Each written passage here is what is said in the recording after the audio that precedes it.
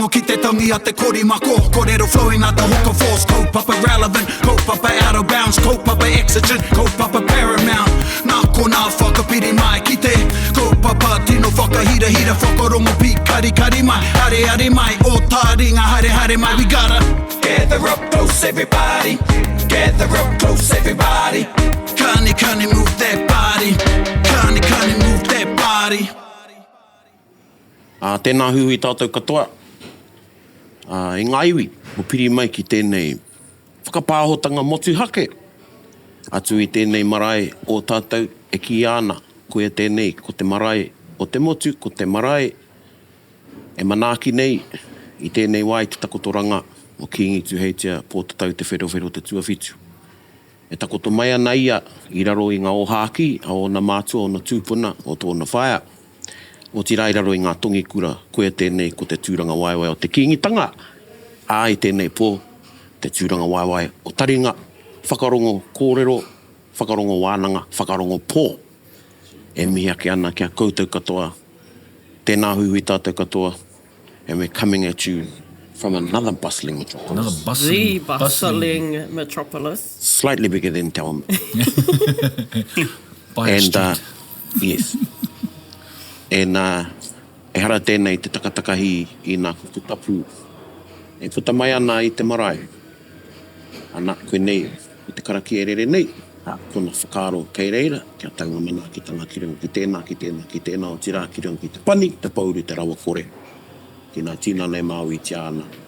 Rire rire hau. Pai marire. Pai marire. E nā. Ahua nini pa, kare tika māku kōrua e mihi i te mea no kōrua tonu, no tātou tonu te marae. Engari, ko tā mātou mihi kia kōrua e whai, e kawe, tira kei te tuakana, e hui. Mō kōrua e whakawāte nei a kōrua at very, very short notice. Yes. So much so that I asked my cousins, can you please find Auntie Kawe? I want to drag and hone, but he says, I'm the MC. I'll let you off. And koe nei mihi nei kia. Tēnā rau kōrua. Tēnā kōrua. And ko te mea rereke o tēnei. Rereke pai nei. And e kore te tukoru e kōrero. No te whare tonu o Pōtatau, te tukoru nei, kare kōrero. He kāhui ariki, engari, hewi mahi tēnei. And when we had a bit of when I had this epiphany, if you want to call it that, I thought it would be cool if we had some ringa waewae and some kōrero that you will not get anywhere but here, and from people who are working in spaces of the kaupapa that you probably wouldn't even consider, and cover some interesting kōrero. Me e tai o nā tikanga, kāre hoki e tai o tangu e mohi ana. Engari, tērā. Ne tai. Before we get into our kiwaha, let's give a quick synopsis of the whai kōrero today. Colourful. Colourful. Karafu. It was and it has been. It's been very sincere. Ko te aroha no nei rangona nei eh? Yeah. I loved Taiarahi as well. Oh, yes. Aye. Wait, you loved it? Yeah, it was funny. It was probably the only one I really listened to. Yeah. If I'm being honest. One auntie, I spotted you today, the first ope. It was about nearly 2 o'clock. The first ope had just gone off for a kite. It was after 2 o'clock, nearly 3 o'clock. And you were having a look, sort of sussing the numbers out on the road. And I thought that was a moment. Yeah. And tēnā hoki koe huirama, we had a bit of a chin wag I te rāna. So, yeah. Well, I just found him outside and he was like, no. So it's about given the official pānui, just passing on. Hey! Ai. Bueno, kia au ki te kawa o Taringa. Te kiwaha. Ai, te kōrero tāua ne, whai te kōrero mo etahi o ngā kiwaha. Kaha rongo ana i te kihini. Ia taua kiwaha no? Ko te nuanga atu wā e hara he kiwaha. He kupu atu tērā, engari ka tipa ko au te tihi. Ko te tihi e ki. Ko te tihi atu me pota, no atu ki waho, e rā mea. Ko te mea e hara i te tino pai he tohu. Oi. I ngā wākato kei roto i te kauta nei, ko te tohu. Ka rea i whai atu ki ngā kupu aroha, ko tāku ko te kaupapa. Kia ora. Koina te aroha ne? Aroha kei mo te kaupapa ne? Kaupapa ko te mea nui hei manaaki i te tangata. Kia ora. Aha ko te aha. Wai. Pewe koe brehea tahia e tahi o nā kianga e maharana koe i ngā. Oh, bro, he aroha no ai roto i te kōwhete. Yeah. So, koira pia te mea tino tupu mātau ki te pakaringa taringa. Pakaringa tau. Ki nei kupu. E tei kāhua mamai. Ki ngā taringa hou. Engari, mō mātau, kei te pai. Kei te pai, hea koranga o roto i ngā mea katoa. And then, yeah, so kei kuna katoa te aro, ko te manaaki te manuwhiri, whakatupu Māori, pupuru ki te mana, whangai a te manaakitanga. Ai. Koira, so ko ngā kupu maha. E tahi o waho ka kia he kanga. He oti, he tohu noho. And koira tō mātou, tō mātou tupuranga, tō mātou mōhio. Kei te kōrero te whaia nei, whakarongo, pīkari o Taringa, mai e te mai. Kau e tino whakahoki kōrero, i te mea kāputa te mamai. Straight away. Well, you mustn't be doing something right if mena ka... Mena ka hikoi atu koe. E mamai ana. It's your fault. It's not, Must have got the mamais. O gota... E hara pia tēnei mahi māu. Going to the traffic. Can that happen? Oh, sorry, am I jumping the gun here? No. The mahi here at Tamarai, it's like, it's a whakapapa mahi, right? Goes through the Māku mahi ai. Like, can you get demoted from your mahi, or like, could it get taken away from a whānau? So yes, you can get demoted, but it's encouraged. Yeah. Because it's more around succession than it is Kia ora. demotion. Yes. You're not going anywhere until you learn to peel these potatoes. And so it's an encouraged thing. And your demotion creates the space for the promotion. But it's not in a sense of the way in which the world sees demotion. It's more around succession. Kia ora. But sometimes you don't know that you've been groomed until it's too late. Yeah. Yeah. You don't know it. You don't know it's been groomed. And I suppose I can think back to 18 years of being groomed and following, tō mātou whaia keke. And it's not a thing that you use to get somewhere, because if I did something wrong, I get the whack too, exactly the same as everyone else. But the difference is I only have one chance. I only have many to learn. And I suppose for me it was like, kare au I te mātāmu o te whānau. Engari, I whakae te ariki. Yeah. Kia hai, ko tōku waha. Pēnā te Can't be.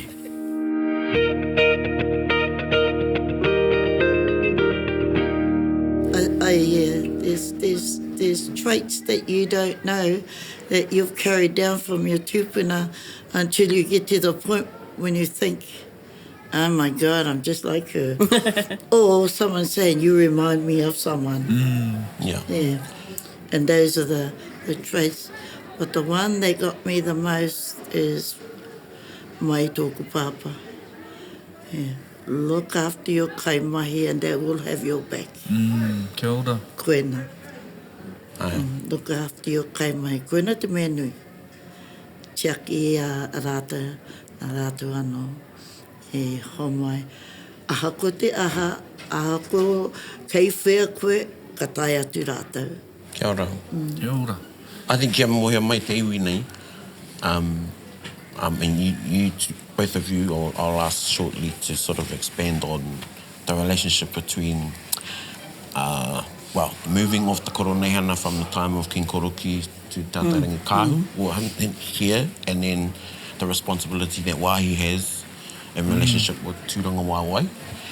And in context, everybody knows, Auntie Kaue is the te pau o te wharekai. So, kārehe mea, I roto nei, e haere, me kāre e whakai. Ai. Ko koenei te mana o Kimiora, e whāngai nei I te ewhia mano tāngata. Ka puke mai ki ringa I te marae, I ngā wā o te ora, I ngā wā no te mate, anei, ko tō tātou kingi e takoto nei. And Auntie, I just want to say I had a bit of a tear when I read your Facebook post. And you were able to, share memories on there about yours and so he cousin kōrua, ko te kingi? Yeah, growing up. He iramutu. He iramutu koe nāna? Ai, bueno, koe tonu te kingi. Koe tonu te kingi, ai. Yeah. Yeah. Yeah, and then saying, you never imagined, I thought that was... No, going through 3 reigns, I didn't think I would ever do 3. 2, yep, not 3. Yeah. Wow. And I mui a koe ko tō māma te kai whakahaere o te kihine? Or, yeah. I mua I ahau ko tōku whaiakeke. Right, okay. Okay. I mua I aia ko tōku māma. Oh, okay. Hoki atu ki tōku pāpā, ki tōku matua keke, a tai atu ki tōku tūpuna. Kia ora. I he karaua. Yeah. Koina e hare ai I te mea pairawa tana mahi, nāna te ki, waiho mo oku a moaku uri, hei mahi, e ki. Engari,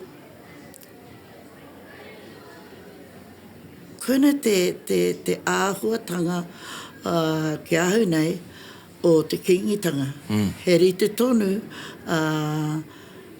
te mahi o te tangata ki te kingitanga, ko te kaupapa he manaaki hei tautoko I te kaupapa o te kingitanga. Kia ora.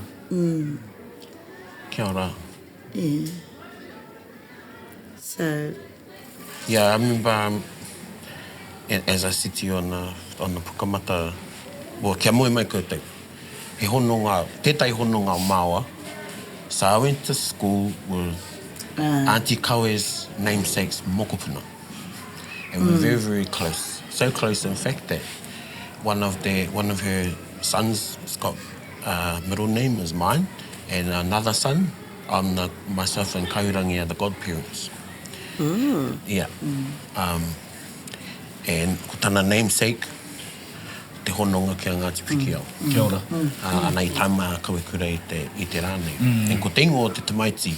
And I whānau mai I think it was the night that Ui, he teis wānanga, hupu, eh? Ka hao te rangatai hei. Yeah. I think that's when he was born. And he tai mai eri mai tō pō. Kia ora. And ko ta nengo, ka hao te rangatai hei tuarā mo te kingitanga. Oh, wow. Yeah. And you know, I don't want to take too much of the conversation, but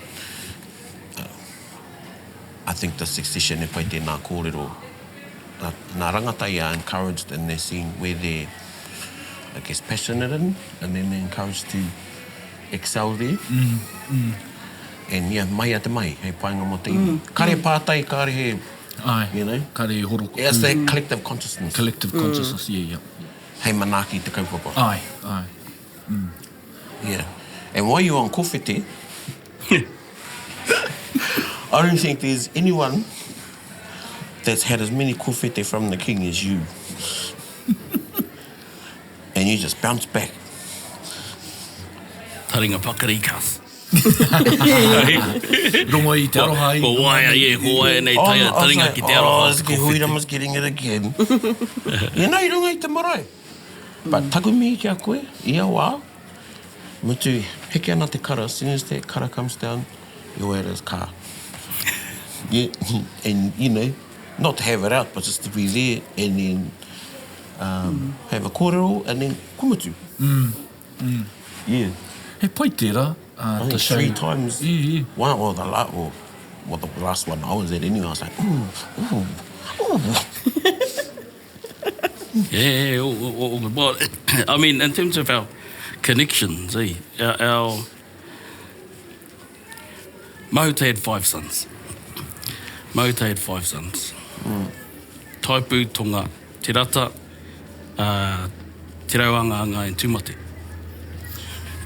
And it's said that those are the ones who look after the kaupapa, and then the descendants and the descendants and the descendants.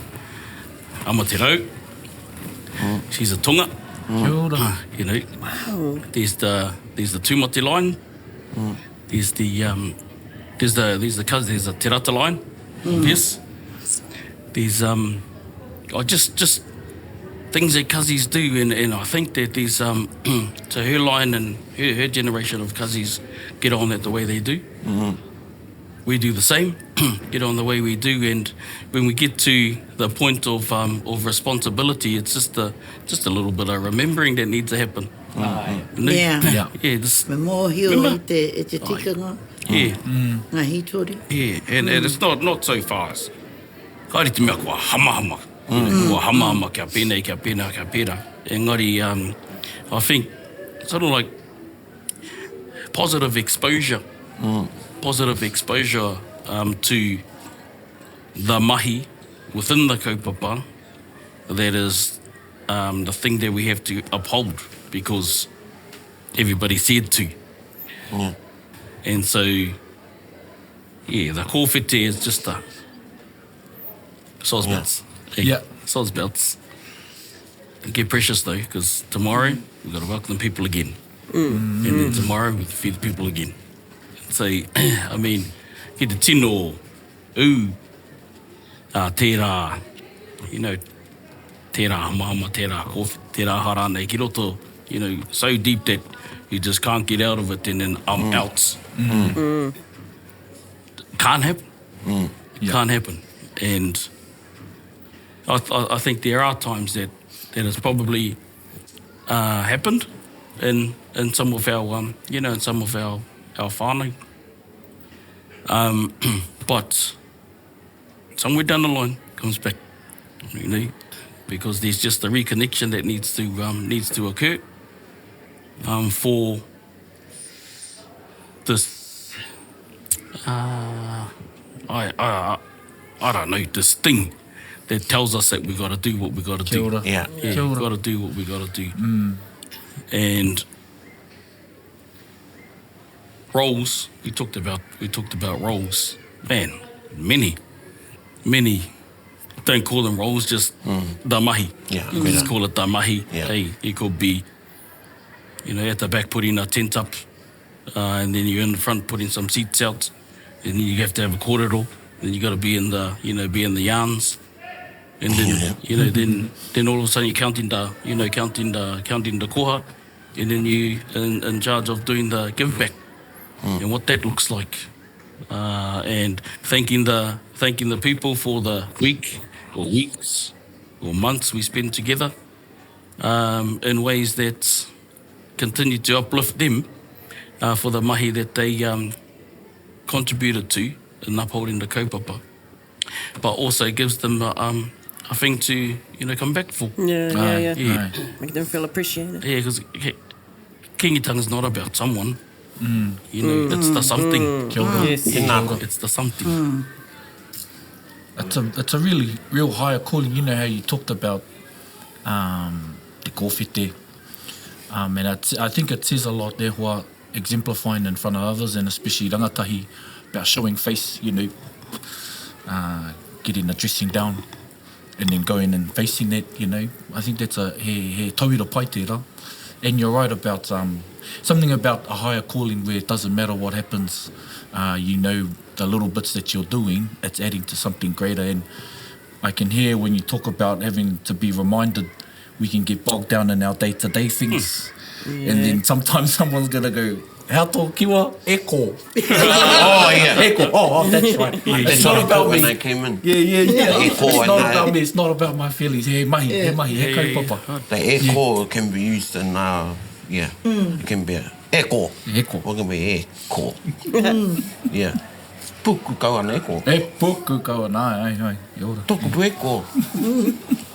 Yeah.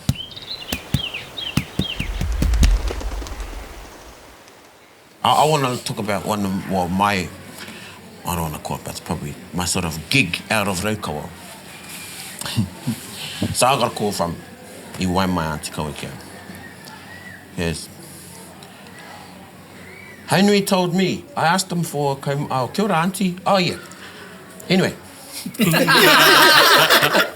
I asked John Henry for kaumātua to come with me. We're going to Tuwharetoa. Koe mate's at Tāpeka, and then they're opening at Pukawa. And he said, ask Praone. So, yeah, you're coming. We're going to go tomorrow. Yeah, and we're going for the week. Maybe a week, maybe it might be 10 days. Yeah, so I'll pick you up tomorrow. Where are you in Taumutu? Koe nā te waetanga mai. And as he says that something, and yeah, I had stuff on. Yeah. And I just went. E maranau ki, taku wahine. E noho matara tunu ana māo. Kare noa ia kia noho pū ki Taumutu, but I Taumutu e I tērā wā, mō tērā wiki. And I said, well, either ka hara mai koe ki Pukawa, ki Waihi, or ka hoki koe ki Pōneke. Because e haere anau ki reira. Ai. And I mara mai ia. And then next morning, te kawe pulled up with the merry band of wāhi workers, tō kuia tētai. O tērā tukanga ko te kuia o tēnei. Yeah. And away I went to Ngāti Tuwharetoa, and we camped out at the marae there. And it's really interesting because Napa, ko Napa te māngai o te whare o te Henry Nine. He was, for want of a better word, way down the picking order. Ko te tautuatai tēnei, o I muri mai te whakawahinga o Kingi Tuheitia. And te kawe mate, te Taringa kāhu, te Arihinui, and then we had an opening. So that's why we stayed there. We stayed at Te Mahau. And one of my jobs, kare nei waikato e mōhio ki te mahi ngā whā. Ai. You know, I te me tupu I te arawa, that was my job. Te tauna job. Go get the bath ready. We want it waikato hot, not tarawa hot. Yeah. So I'd go down to... ko te ate ngō te ngā whā tata ki Tāpeka.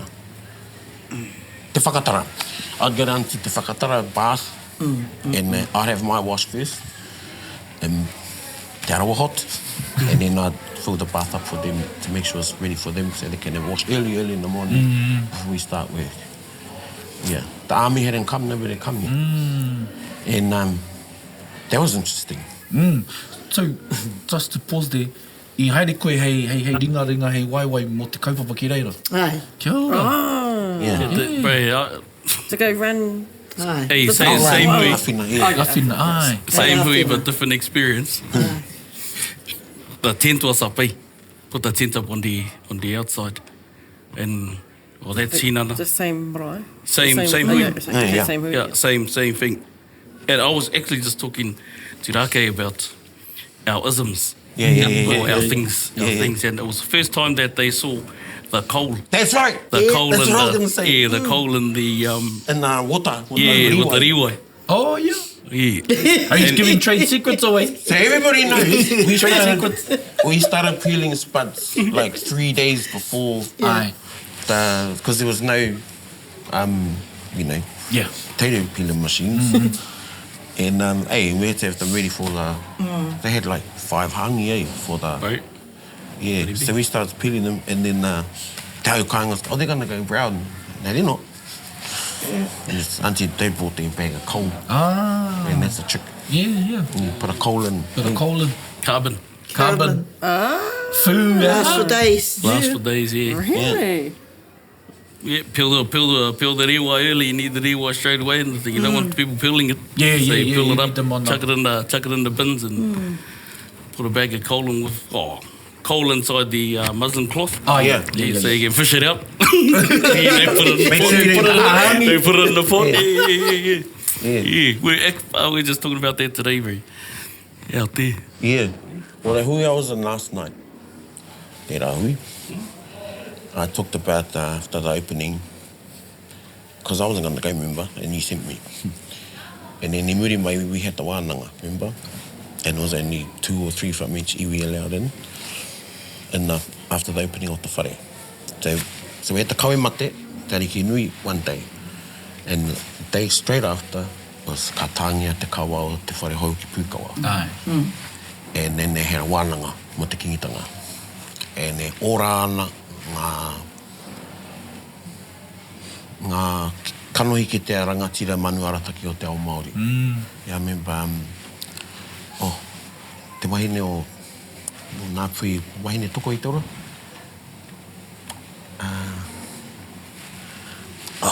Who? She was a Māori Women's Welfare League, no. Yeah. Not Not Blavish. No, not SARS. Yeah. Oh. Pinfold. Painful. No. No. Anyway. You're the one you said you remembered. Yeah, and I remember the hui. But then I remember hearing it, Dave. Chris would need because Aye. you weren't allowed to take your phones in or anything, because it was like secret school sort of. Going around making sure nobody was recording what was going on in the hui. And I brought that up last night, i tā mata hui, and not one person in that room was there. Wow. I was the only one. Only one? Yeah. Yeah, it was interesting. So yeah, that was my first sort of gig. Yeah. Yeah. I asked Uncle John Haunui, and said your name, so yeah. We're going for a week. You just knew each other Yeah, no prior choice. to that. No choice. Giving them the itinerary. You're getting them ready, letting Yeah. them know. Ane te haora. Yeah. Wow. So coal in the riwai. Yeah. You must have heaps of trade secrets Yeah, here, yeah. though, to keep such a well-oiled machine like this going all the time. But I don't know if they, like, didn't know it was a trade secret. Yeah. You know, Yeah. hey, Mahi just, noa, just you do the thing, and then they spell it down. Hey, yeah. Next minute, the whole village knows of what just happened over there. Oh, Yeah. boy. Who's got some coal? Yeah. Yeah. Kwere te painga te noho ki rāhui pōkeka. Ai, tika. Ai. Whenua waro. Yeah. Kia ora.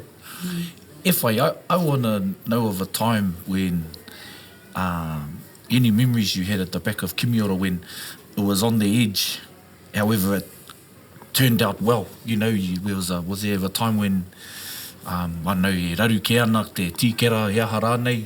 Or was there a time when... Every day. Hey, it's one finger away from the red button, mate. Dominoes. He raru iera, ko te painga ko e nena. Ka ringa manu whiri i rongo. Ki ngā mea e raru ana. Yeah. Koena te painga. Ai, he rari. Mai te tainga mai o ngā kaupapa. He maha ngā raru, engari hei te mutunga, ko te mea pai, ko te manaakitanga. Anō. Yeah, it's... I think it was my upbringing is that with one of my aunties, you step on anybody if they stop you to manaaki and the way you think people need to be looked after. Treat them how you want to be treated. And I suppose when you go to a restaurant, you know, the customer is always right. No, it's wrong. You just got to know how to deal with it, eh? Aye. You just have to know how to deal with it. Okay. But for me, the strength was whānau. You know, your immediate whānau, your bloodline. If anything goes wrong, you know that they're there all the time. Aha ko te aha, you know, we know that they are there, and each whānau, and our whānau has a role to play in different areas. I may look for a resource, and I know Huirama's got it, but I'll talk to someone else, he picks it up. And he's like this.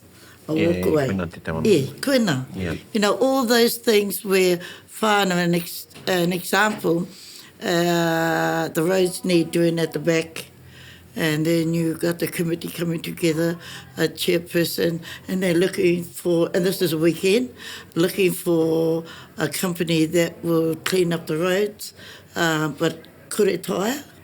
And then just letting them realise they do have whānau that are in that is in their business. So when that came up, it was done what? You had one that tono to the sons, because they had the business in there, and they had friends that had machines. The father was the driver of the transporter, but we needed traffic management. And they cost. It just so happens is the niece is in charge of the traffic management. So you know you always Network. Yeah. Like I was a nostra. Look what's done north. Yeah. Construction. And it was done in just that day. So we have strengths.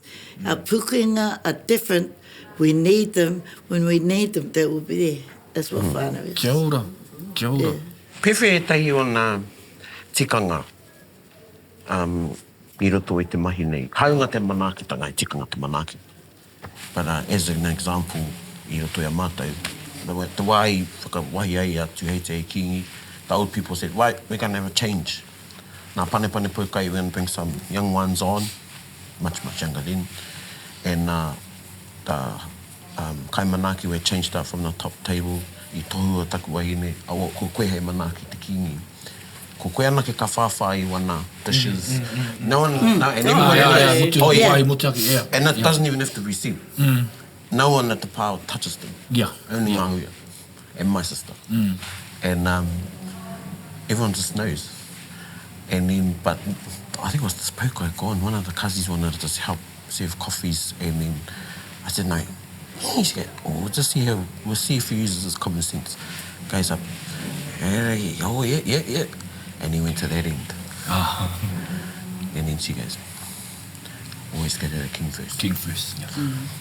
Oh, yeah, you're out. No. You failed. You failed.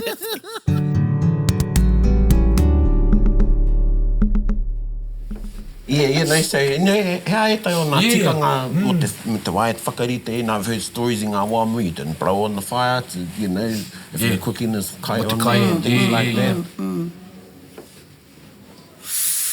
Very. He And this was is spoiled. probably why. He's a This spoiled is kid. probably why I got heaps of growlings.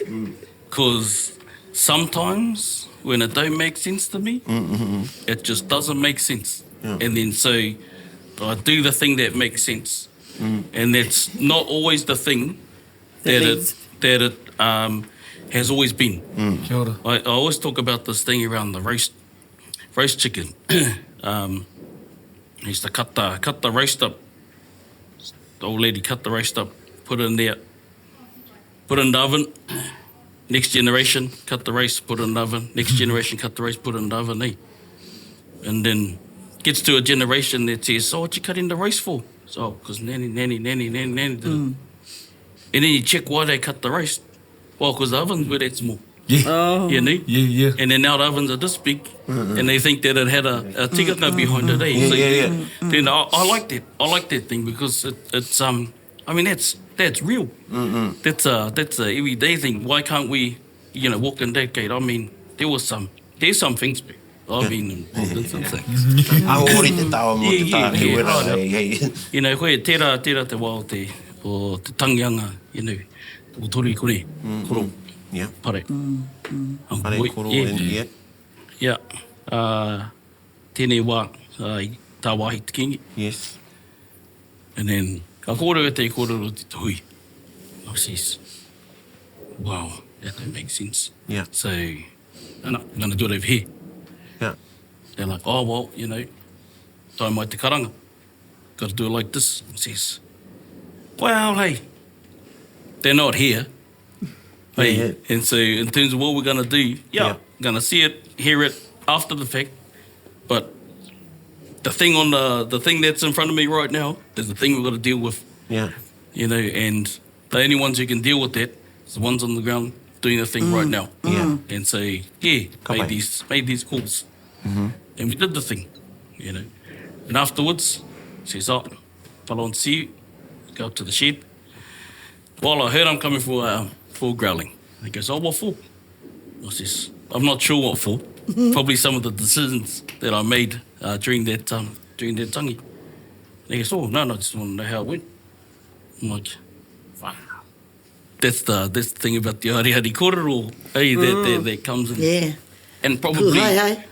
probably some of that today. the influence that could surround a person. If, in fact, we're not careful how we Kia ora. how we manaki da kaupapa. And so these growlings that I get, people would look and go, oh, bro, are you on the outside? Are you, we used to call it this island. Oh, are you on the island? No, mate, no, with the no, mate. Mo te pukuwhiwi makari. Not sure, I don't know. But ultimately, it was always for the best thing for the people at the time. Hoi ana i a koe kōrana mo te sau i kemo mai koe i takoto parekura ngā mate e tori ki rungo te marae nei. Ki rō whare mate teniti nei ki tērā whāke o te marae. Oho mai o Kimi. Ne. Yeah, Pare Waikato. Pare Waikato, yeah, Pare Waikato. And was in the... Yeah, te wharau. And the same after that, because I went to 5 tangi i tērā rā. Nā tui reire haere ki te tungane o ngā ringi. It's the same time. I Hiona. And then I haere ki te tangihanga o Kalingātai o Ngāti Maneputo. Koia tana whaia te ringa tū whakamutunga o Ngāti Maneputo katoa. When we went to, because it was stormy, Yeah.